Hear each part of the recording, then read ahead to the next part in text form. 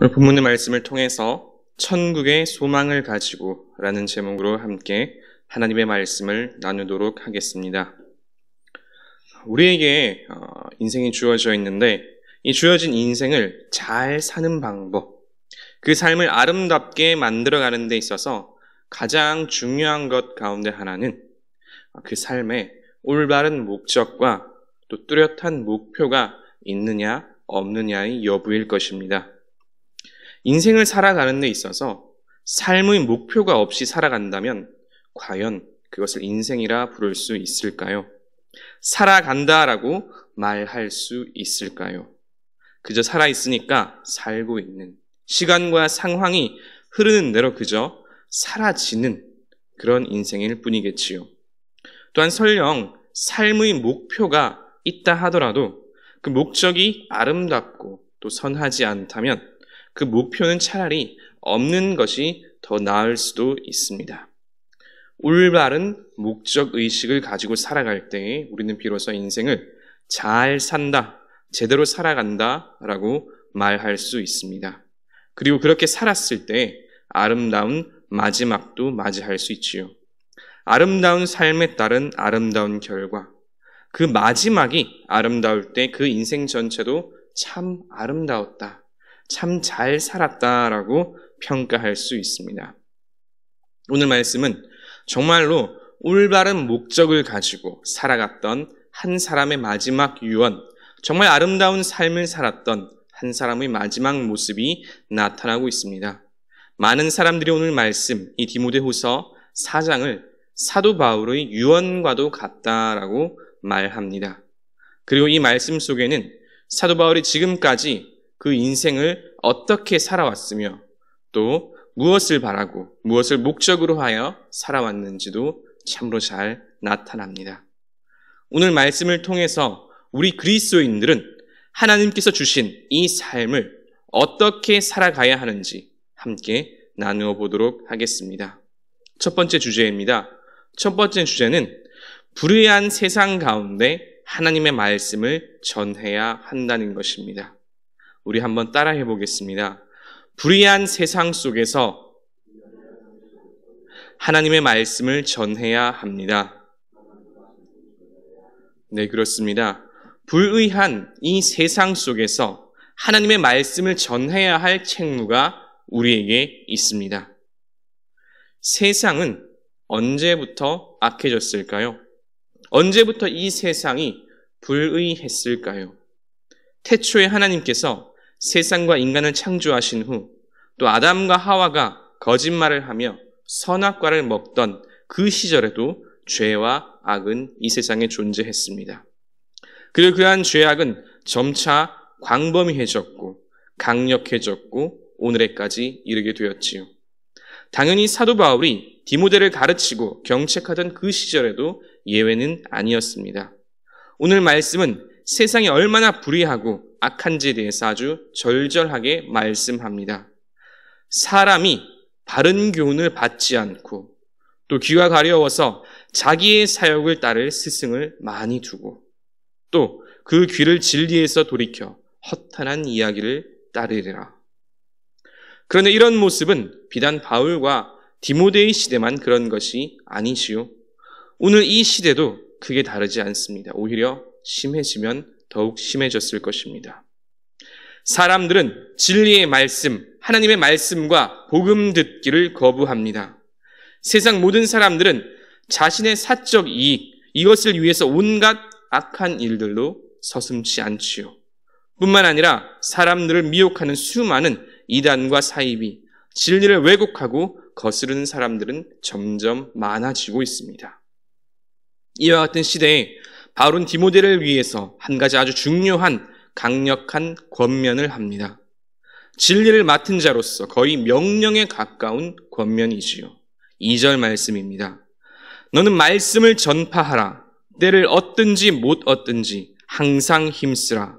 범사에 오래 참음으로 가르침으로 경책하며 경계하며 권하라. 아멘. 사도 바울은 디모데에게 때를 얻든지 못 얻든지 진리의 말씀을 전하는데 힘쓰라고 말합니다.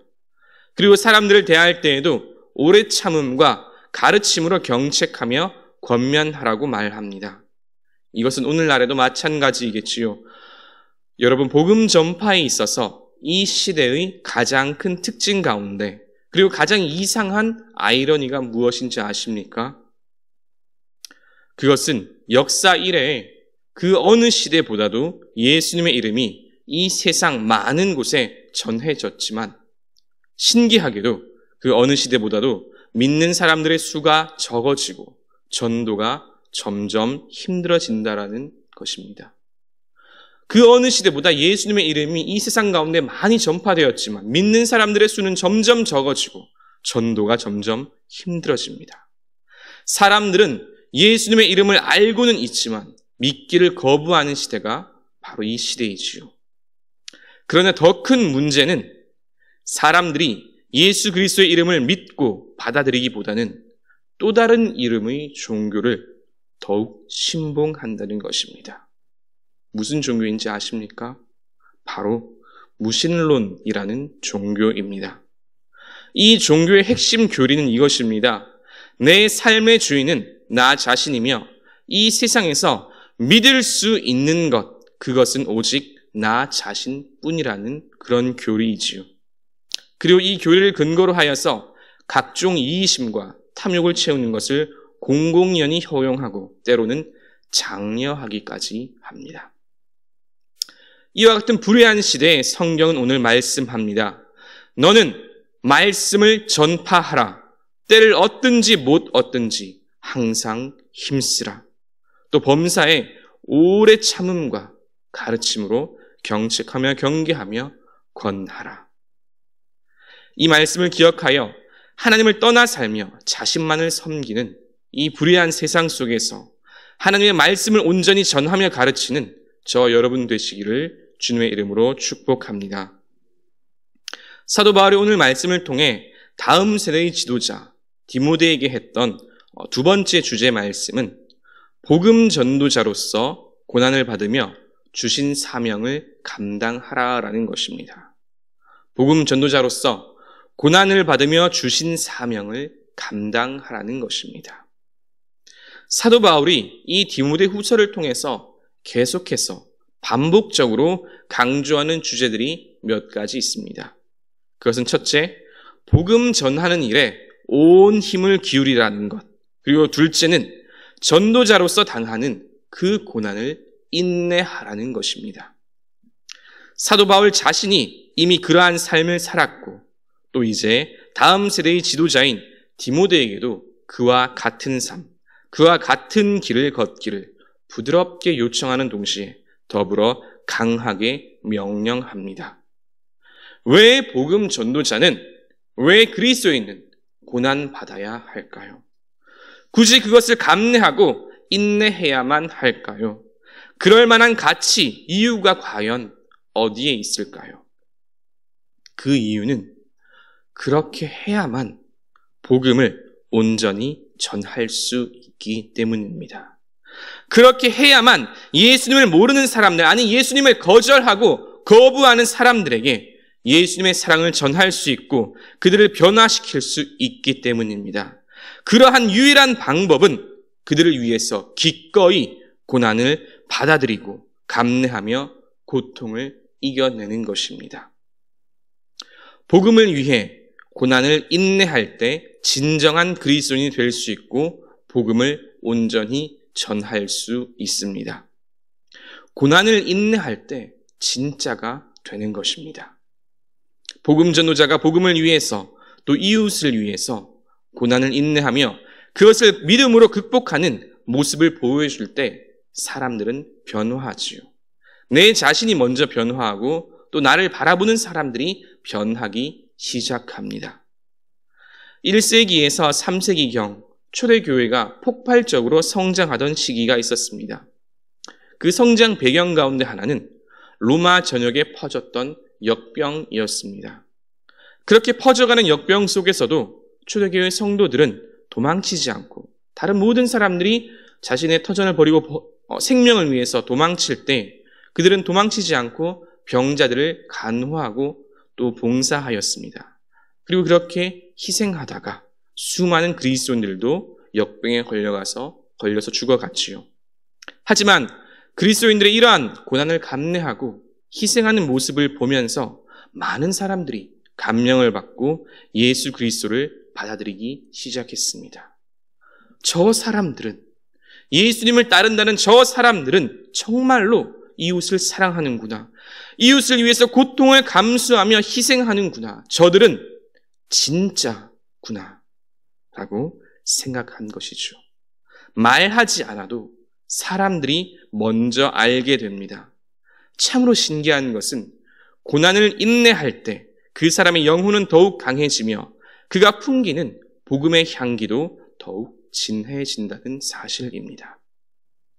하나님께서 내 삶에 주신 그 고난을 감내하며 복음 전도자로서의 삶을 살아가시는 저와 여러분 되시기를 또한 주님의 이름으로 축복합니다.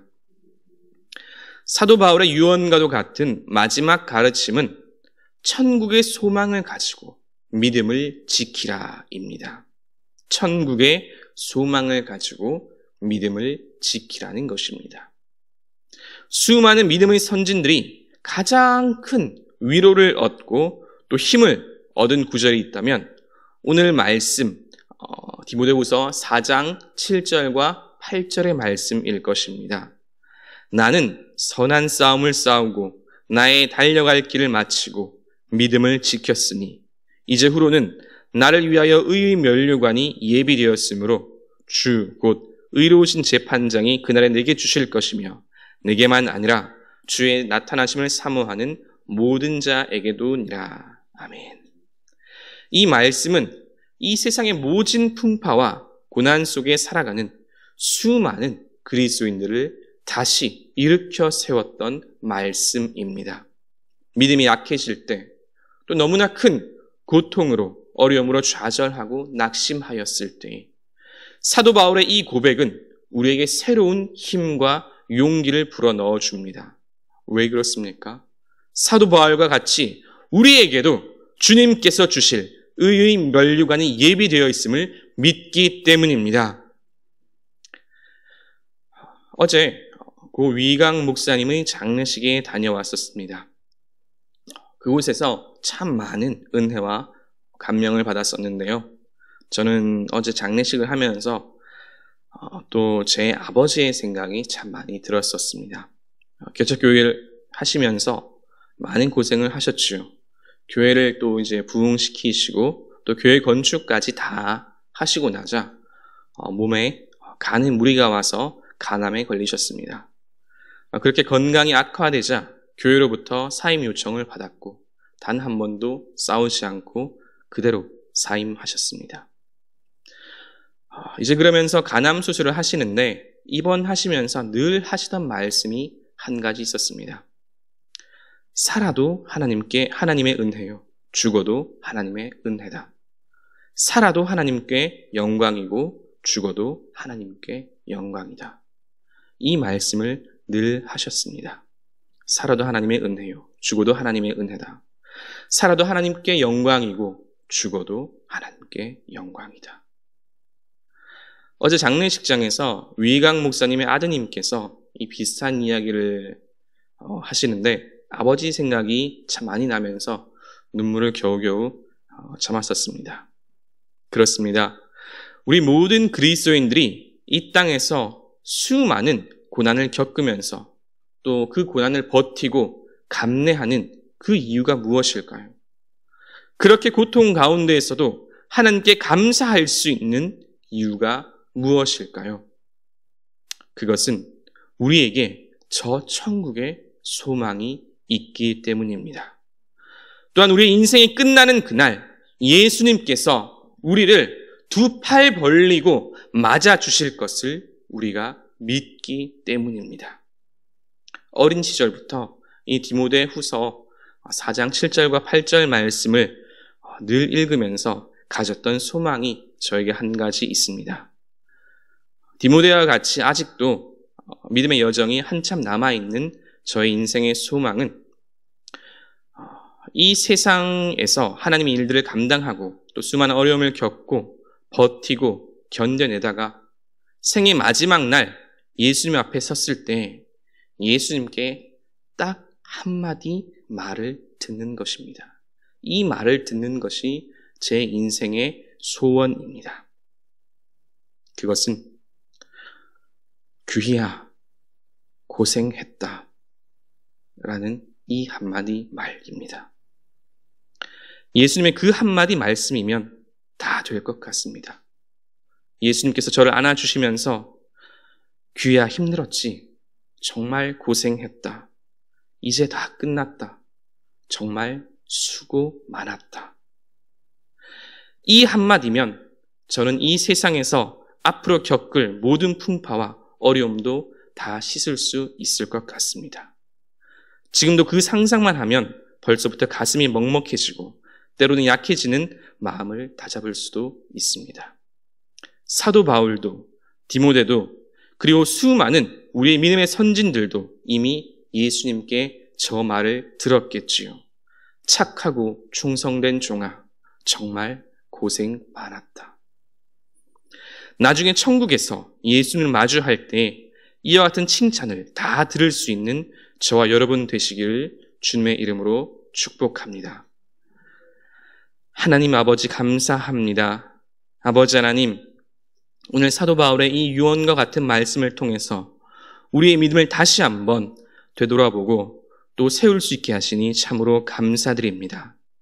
불의한 이 시대 가운데 때를 얻든지 못 얻든지 말씀을 전한 일에 모든 힘을 기울이게 하여 주시옵소서. 또한 이 세상을 살아가면서 우리가 겪는 모든 고난들을 인내로 오래 참음으로 견디며 버티게 하여 주시옵소서. 그래서 삶의 마지막 그 순간에 예수님께로부터 착하고 충성된 종이라는 그 말을 들을 수 있는 우리 모든 인생이 될 수 있도록 은혜를 베풀어 주시옵소서. 함께 하실 줄 믿으며 우리를 사랑하시는 예수님의 이름으로 기도합니다.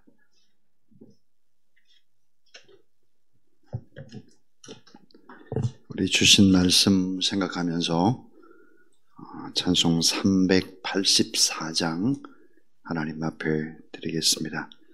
384장입니다.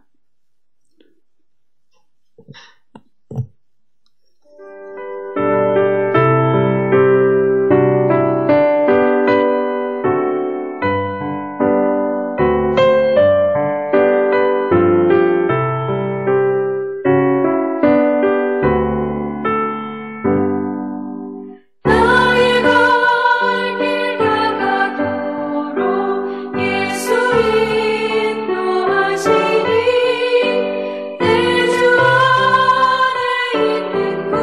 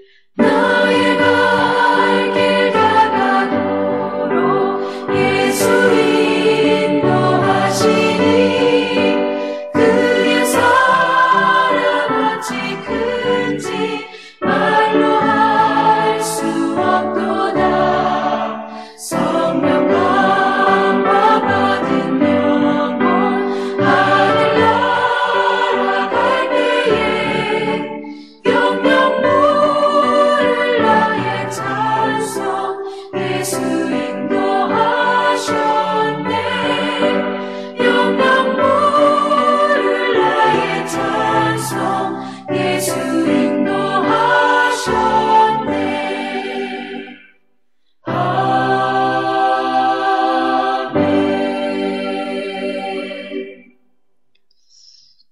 이제는 하나님 아버지의 집 천국을 늘 소망하며 우리에게 가장 위대한 복음을 증거해 주신 우리 구주 예수 그리스도의 무한하신 은혜와 우리 하나님 아버지 놀라운 사랑과 성령의 능력과 권능의 거룩한 기름 부으심을 살아도 죽어도 하나님의 은혜와 하나님의 영광을 드러내기를 원하는 하나님의 귀한 종들 머리 위에 특별히 고 위희강 목사님을 먼저 하나님 나라에 보낸 우리 귀한 가족들, 특별히 박경희 권사님과 그 가족들 위에 이제로부터 영원토록 함께 하옵시기를 간절히 축원하옵나이다. 아멘.